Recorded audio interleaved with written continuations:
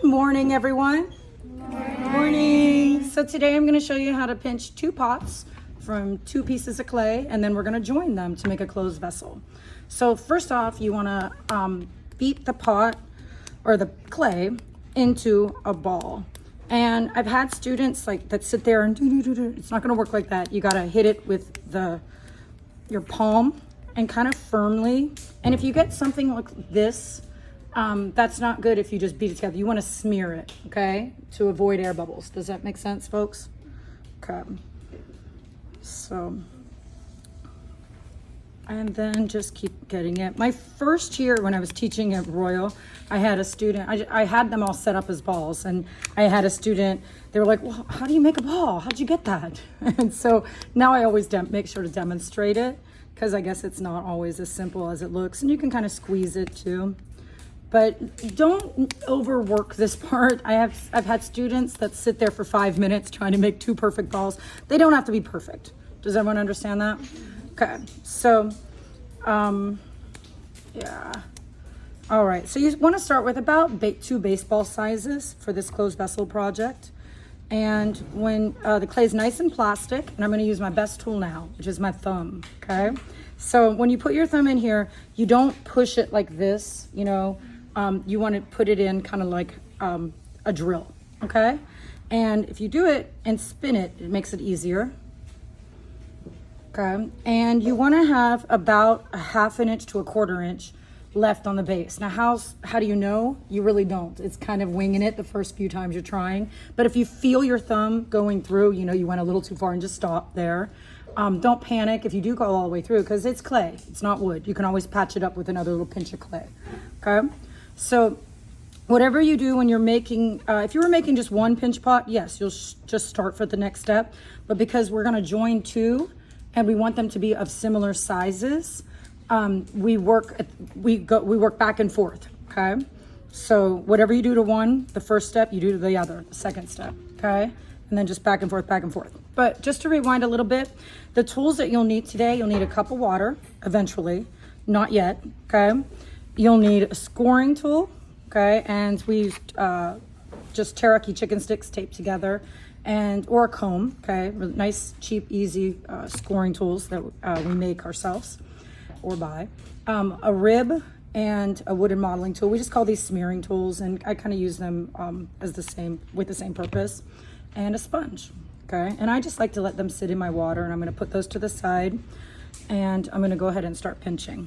So when you pinch the first one, always remember, and especially because a lot of you guys have smaller hands, you want to always pinch out the bottom first. And I'm really not pinching, am I?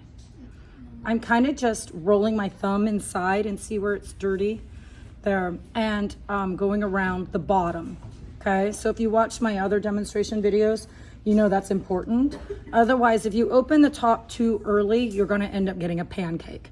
Okay, and that's very problematic. So I'm opening this bottom, and if you want to pinch, you can pinch. Now, do you see deep finger marks when I'm doing this?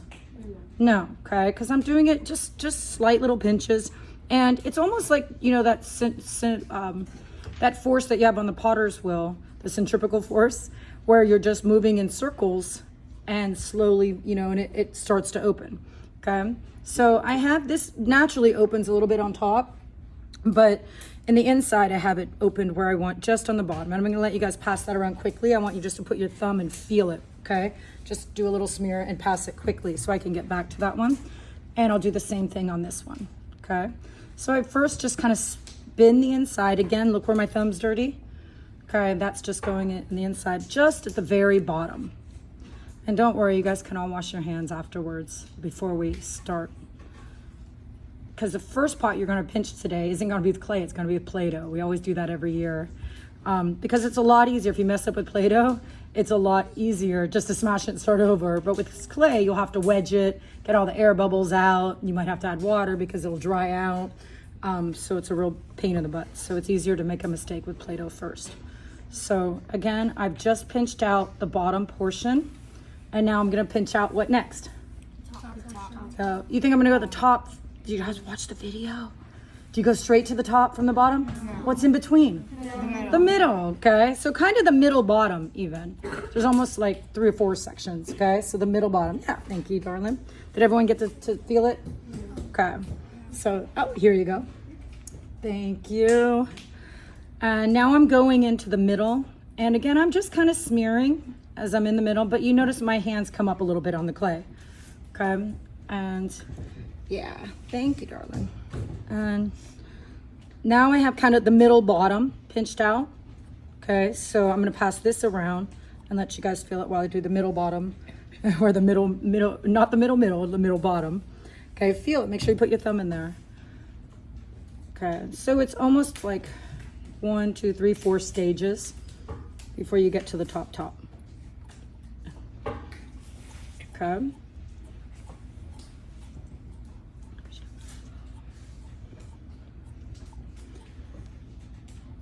And so now I'm gonna go ahead, and the next part I'm gonna do is the middle, okay?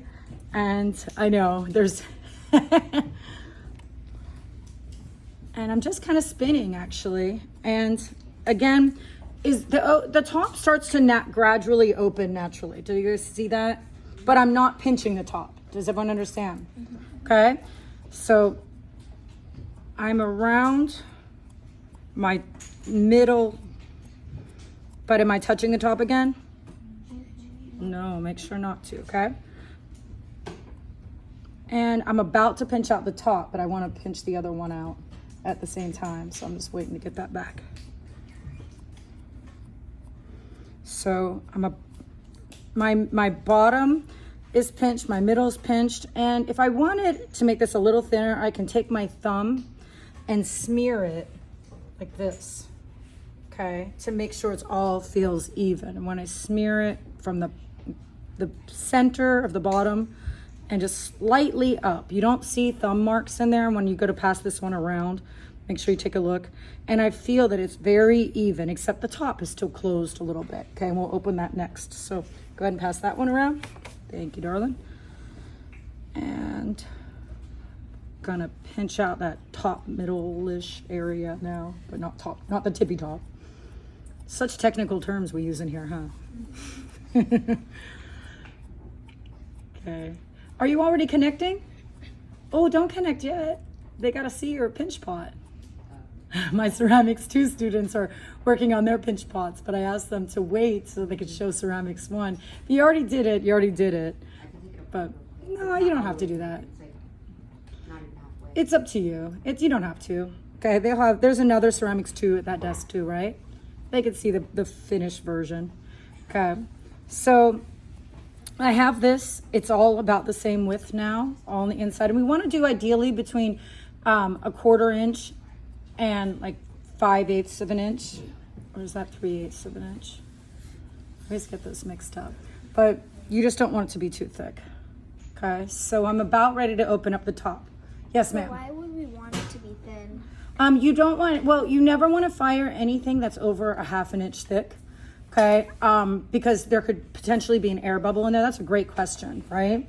Also, it takes longer to dry. If you want it to dry evenly, and sometimes I might be tricked and think, oh, that's dry. It feels warm to the touch. It looks dry, but then there's some big, thick chunk in there that's not dry. And if there's moisture in there and I put it in the kiln, that moisture heats the clay too fast and it can explode. Not explode, but cause a crack in it. Or if there's an air bubble in there, it could definitely explode or cause a crack. And then the other reason is finances. If you're a potter, does clay cost money? Yeah. So do you want to make the best of your profits, make the most of your profits, right? So, the least amount of clay that you use, the more that you can profit, right? Because the less you pay for the clay. And also, a lot of people don't want really thick, heavy products. Okay? They feel them sometimes ceramic because they're like, "Ooh, this is so light," and it seems dainty and fancier. But really, a lot of times it's finances, and then it's the science behind it. You want it to be able to survive. So these are about the same. This one got opened a little bit more, but I'm going to go ahead and open all the way. So this is when I take my thumb sideways. And do you see how I'm pinching like that now for the top? Okay, so my thumb goes sideways and I start pinching it sideways. Okay, so the top is kind of like a capsule. Okay, and I'm gonna pinch the other one to match it. Okay, but first I almost forgot.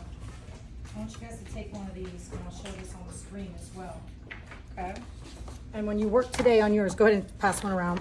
You're going to use this document to kind of show you the steps. Okay? And then on the other side, it shows you the old-fashioned way I used to join them, but I'm going to show you a new way. Okay? In just a minute.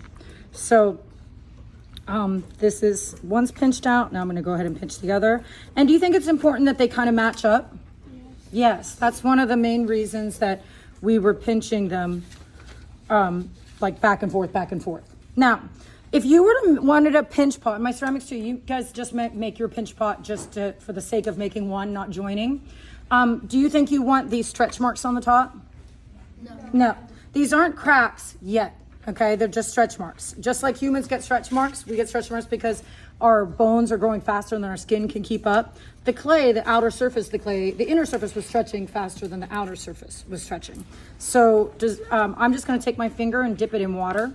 If I wanted to make this a nice pinch pot, but I'm joining, well, if I'm joining, does it really matter though? No. No, but if you wanted, I just want you to know this technique. I dipped once, yeah, take one and pass it, thank you. I dipped my finger once, can you guys focus? And am I pouring water all over this? No. No, just like regular, and well, do you know with like human skin, how do you try to prevent or at least tone down your stretch marks? Lotion. I know it's kind of gross. Lotion, yeah, you moisturize. So when you smack lotion on your skin, you just smack it on and leave it?